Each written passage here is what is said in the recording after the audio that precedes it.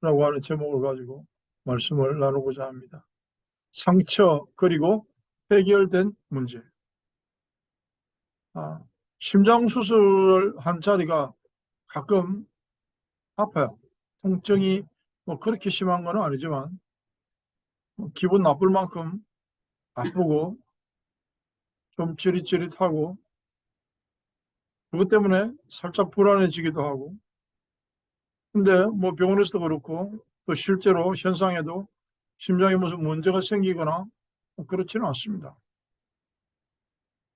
우리 인생은 문제를 안고 살아가고 있고 문제와 함께 살아가는 존재라 하는 그 말씀을 드리려고 서두를 이렇게 시작합니다. 상처,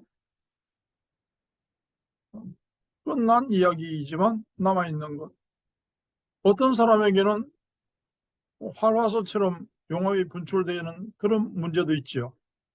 하와이 그 아일랜드에 있는 빅 아일랜드에 있는 그 화산처럼 심심하면 한 번씩 용암이 치솟아 올라서 사람들이 대피도 하고 그야말로 다 태워버리는 그런 엄청난 용암이 분출되는 화산도 있고, 어떤 사람은 또 평생 한 번도 문제다운 문제도 겪지도 않고 그 사람이 어떤 사고도 치지 않고 그냥 없는 듯이 살다가 생을 마감하는 사람도 있을 것이고, 나타나거나 나타나지 않거나 모든 인간에게는 문제가 있다라고 성경은 가르치고 있습니다. 모든 인간이 문제가 있다. 다시 말하면 모든 인간은 행복할 수 없다. 그게 로마서 3장 10절입니다. 23절에는 그 원인을 설명하고 있어요. 모든 인간이 범죄하여 하나님의 영광에 이르지 못한다. 다른 말로 하면 인간의 노력으로는 하나님과 교제하거나 하나님이 만들어 놓으신 원래의 인간의 상태로 돌아가지 못하고 행복할 수 없다. 하나님은 완전한 것을 원하시기 때문에 인간의 방법으로는 하나님과의 교제가 불가능하다. 뭐 이런 뜻입니다. 창세기 1장 27절에 하나님의 형상과 모양을 따라 남자와 여자를 만들어 놓으신 그 상태로 돌아갈 수 있는 인간은 없다. 그런 뜻이기도 해요. 그리고 창세기 2장 7절에 보면 그 코에 생기를 부어 넣으시니 살아있는 상태. 생명이라고 하는 말보다는 living being이라고 하는 살아있는 존재, 그게 더 이해가 빠를 수도 있겠죠. 상태를 회복할 수 없어요. 어쨌거나 창세기 1장 27절도 2장 7절도 이제는 인간이 해결할 수 없고 회복할 수도 없다는 사실을 이야기하는 겁니다. 그걸 보고 문제라 그래요. 사람들이 문제다 그러고 죄라 그러고 이러면 무슨 말인지 모르는데 이 내용을 모르기 때문에 뭐가 문제인지 뭐가 죄인지 모르죠. 세상을 이기지 못하는 문제, 세상을 내려다보고 세상을 우습게 보고 살아야 되는데 우습게 보는 게 아니고요. 세상을 우습게 보죠. 세상으로부터 도망가기 좋아하고 문제를 만나면 피하려고 하고 그렇게 살고 있는 모든 사람들이 문제의 근본 뿌리를 모르고 원인을 몰라요. 그리고 끝나버린 상처에 대해서 구분이 안 돼요. 문제에 대한 해답과 상태를 먼저 알아야 되거든요. 갑자기 사람들한테 교회 안에서도 말이죠. 당신은 의인입니까? 죄인입니까? 이렇게 물어보면 거의 살짝 헷갈립니다. 사람들이. 의인이라 그러기에는 좀 시건방진 것 같고 죄인이라고 그러기에는 예수님 십자가에 대하여 모욕하는 것 같기도 하고 헷갈리잖아요. 의인입니까? 죄인입니까? 이렇게 물어보면 언뜻 대답을 잘 못해요. 의인입니다. 이러는데 진짜로? 막 이러면 또 헷갈리고. 예. 그래서 절충안으로 내어놓은 말이 구원받은 죄인이다. 죄인은 죄인인데 죄인은 전부 다 지옥 가야 되는데 그중에 골라서 안 갈 수 있도록 열외시켜 주는 것. 다른 사람 다 얻어맞는데 너는 괜찮아. 여기 서 있어. 뭐 이런 거. 열외. 열외. 군대에서도 열외라 그러거든요. 그게. 그 줄에 서 있지 말고 빠져나왔다. 내 노력이나 선택이 아니라 하나님의 섭리 가운데에서 그리스도를 알고 그 이름을 인하여 믿음이라고 하는 선물을 받았다. 구원이라고 하는 은혜를 입었다. 그래서 문제도 해결되었고 아픈 데는 수술해서 정상이 되었어. 그런데 상처는 남아 있습니다. 이게 또 가끔 아프기도 해요. 근데 그 상처를 덜 추워내고 막 무섭지라고 겁을 주고 또 건드리고 그러는 존재를 사탄이라고 그래요. 아프다. 너 이거 봤지? 이것 때문에 죽을 수도 있다. 이게 확신이 없죠. 그러다 보니까. 옛날에 어떤 사람, 요즘은 잘 안 만납니다만은 만날 때마다 나보고 물어보는 사람이 있어요. 목사님, 나 구원 못 받은 것 같아요. 자꾸 듣다 보니까 짜증이 나요. 받았어요. 그냥 됐어요. 그냥 내가. 하나님도 아닌데 그냥 그렇게 결론을 내줬어요. 그러고 뭐라 그러냐면 구원 진짜로 못 받은 사람은요. 관심도 없어요. 그리고 의심도 안 해요. 그러니까 괜찮아요. 구원 받았어요. 계속 예수 이름 부르면 돼요. 사단이라는 존재가요. 그렇게 상처를 드러내고 문제를 엄청나게 크게 보이게 만들고 그러는 겁니다. 그래서 어느 날 갑자기 세상에 대하여 자신이 없어지고 무섭고 막 허무가 밀려오고 그러면 이제 우울증이라는 걸 걸립니다. 사람들은 그게 심해지면 자살을 하죠. 상처로부터 문제로부터 시작되는 인간의 멸망. 그래서 구원이라고 하는 말은 그 뜻은 뭐냐면 해결이라는 뜻이기도 하고 행복이라는 뜻이기도 해요. 사람들이 구원에 대하여 확신이 없고 근본부터 흔들리는 이유가 뭐냐? 언제 어디서 어떻게 왜 누가 시작되었는지를 모르거든요. 어느 날 나는 알았네. 예수가 그리스도이심을. 그 어느 날이 언제냐 하면 로마서 5장 8절입니다. 우리가 아직 죄인일 때, 우리가 아직 죄인 되었을 때 예수 그리스도를 이 땅에 보내셔서 십자가에 죽으시고 부활하시도록 하신 그 하나님이 우리를 향하신 그 사랑을 확정하셨느니라. 굳이 말하자면 십자가 사건 2000년 전에 그때이지만 더 멀리 거슬러 올라가면 창세기 3장 15절입니다. 그때 확정하셨어요. 정해놓고 그 다음에 우리가 이 땅에 태어나는 그 시간표, 예수 그리스도를 영접하는 그 시간표에 구원의 확정을 확인하는 거죠. 창세기 3장 15절의 근본을 모르고 말씀의 뿌리가 깊지 않기 때문에 수시로 흔들리고요. 불안하고요. 답답하고 거전하고 그런 겁니다. 하나님의 시간표는 우리가 아직 죄인 되었을 때 그때예요. 우리하고 의논하신 적이 없고 그냥 창세기 3장 15절 여인의 후손이 뱀의 후손의 머리를 박살낼 것이다. 그때 확정된 겁니다. 그래서 내가 태어났을 때 하나님은 그 길로 몰아가신다. 사람마다 시간이 다르죠. 현실적인. 그러나 하나님의 확정은 오래전부터 아주 오래전에 너를 택하신 하나님의 뜻. 그래서 요한복음 3장 16절이 하나님의 뜻입니다. 아멘. 성경에서 요절을 고르라 그러면 요한복음 3장 16절이잖아요. 아멘. 하나님이 세상을 이처럼 사랑하사. 구원에 대한 것이 하나님의 뜻이죠. 하나님의 방법, 하나님의 만드신 방법이 그리스도인데 그 하나님의 방법을 설명하는 부분이 요한복음 1장 12절 누구든지 영접하는 자마다 그 이름을 믿는 자마다 하나님의 방법이에요. 또 하나의 하나님의 시간표는 뭐냐? 내가 문 밖에 서서 두드릴 때 그대가 내 음성을 알아듣고 문을 열면 내가 들어가서 그와 더불어 그는 나와 함께 더불어. 그게 하나님의 시간표예요. 그때가 구원의 시간표예요. 아무 때나 그냥 마음의 문을 뭐 그냥 아무도 사람이 없는데 그냥 지나가는데 문을 벌컥벌컥 열고 어?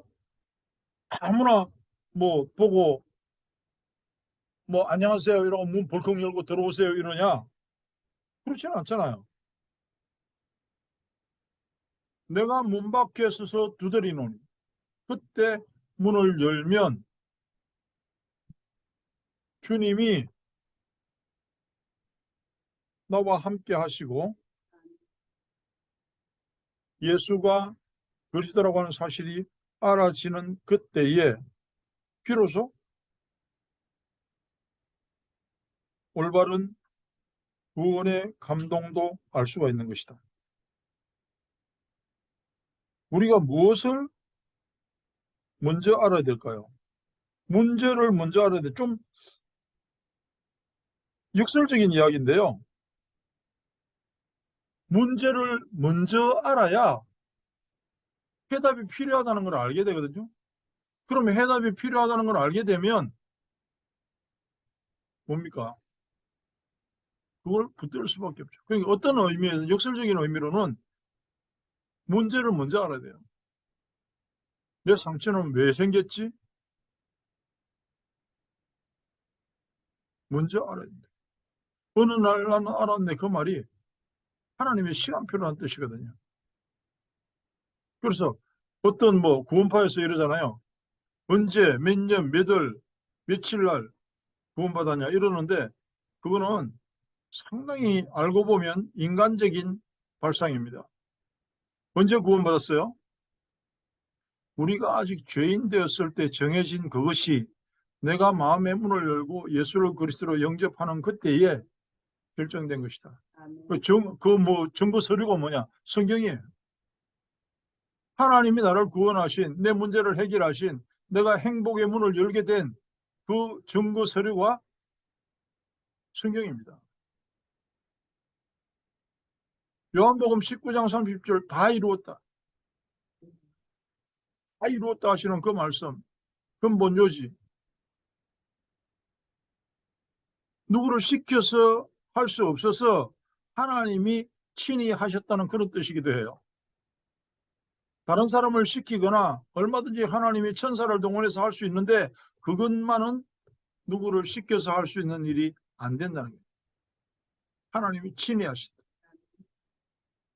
사람들은요, 나부터도 이미 끝난 상처를 가지고 고통스러워합니다. 죽은 사자를 보고 아니면 호랑이 그림만 보고 벌벌 떠는 거 그럴 수도 있잖아요. 그걸 이용하는 게 사탄이고 사탄은 도둑이고 사기꾼이고 강도이고 살인자다. 그게 요한복음 10장 10절에 정확하게 표현되어 있는 뜻입니다. 도둑을 맞아본 사람은 빼앗겨 본 사람은 피부로 느꼈기 때문에 이해가 빠릅니다.